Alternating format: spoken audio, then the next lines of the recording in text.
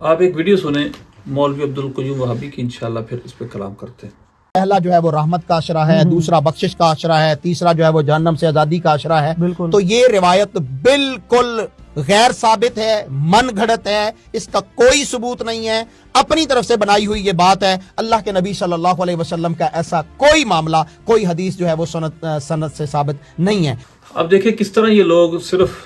اپنے کم علم اور کم حافظے اور کم مطالعے کی بنیاد پر کتنی کتنی بڑی چیزوں کا انکار کر دیتے ہیں، اور امت مسلمہ کی اکثریت کو گمراہ اور سمجھ لیں کہ بیوقوف سمجھتے ہیں۔ یہ جو پہلے عشرے دوسرے عشرہ تیسرا عشرے کے لیے ہم نام رکھتے ہیں، یہ کہیں سے ثابت نہیں ہے، مطلب یہ سب ہم نے یوں ہی کہانیاں بنائی ہوئی ہیں۔ تو میں یہی عرض کر رہا ہوں کہ یہ کم علم اور کم مطالعے کی نشانیاں ہیں، اور کم فہمی کی نشانیاں ہیں، کم عقلی کی نشانیاں ہیں، کہ آپ سامنے والے سے دلیل مانگے بغیر خود فیصلہ کر لیتے ہیں کہ مجھے نہیں ملا لہذا یہ ہے ہی نہیں۔ اب میرے سامنے یہ بہقی امام بہقی رحمۃ اللہ علیہ کی شعوب الایمان ہے، اس کی جلد 3 اور صفحہ نمبر اس کا ہے 1332۔ اس پر امام بہقی رحمۃ اللہ علیہ ایک حدیث بیان کرتے ہیں، حدیث نمبر ہے 3611، اور اس کی پوری اسناد بیان کرتے ہیں، اور سندیں بھی اس کی 3 ذکر کی آپ نے، اور تحویل سند پھر آگے آپ نے 3 سے 4 سند، تحویل سند کے بعد سمجھ لیں کہ 3 سندیں آپ نے اس کی بیان کی ہیں۔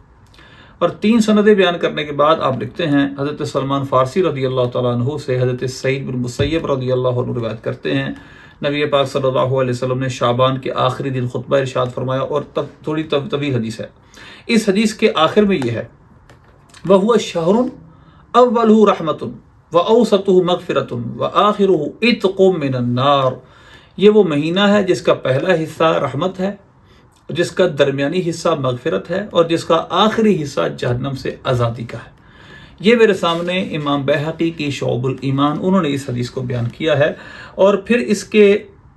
محقق نے یہاں لکھا ہے اوردہ المتقی المہندی فی کنز العمال، اس کو کنز العمال میں بھی امام متقی ہندی نے ذکر کیا ہے، اور اس کا نمبر ہے 24286 نمبر۔ وَعَزَّاهُ إِلَىٰ ابن نجار، اور پھر اس کو ابن نجار کی طرف مضبوط کر دیا، یعنی مطلب یہ ہے کہ اس کو باقاعدہ محدثین نے روایت بھی کیا ہے، اور اس کی امام بہقی نے 3 سندیں بھی بیان کی ہیں۔ تو اس حدیث کو یہ کہنا کہ یہ حدیث ہے ہی نہیں، ایسا کہیں ذکر ہی نہیں کہ پہلے حصے کو رحمت، دوسرے کو مغفرت، تیسرے کو جہنم سے آزادی کا اشارہ کہا گیا ہو، یہ بالکل مولوی عبد القیوم کی جہالت کا واضح ثبوت ہے، کس طرح یہ لوگوں کو گمراہ کر رہے ہیں۔ اللہ سے دعا اللہ میں ان کی فتنوں سے محفوظ رکھے۔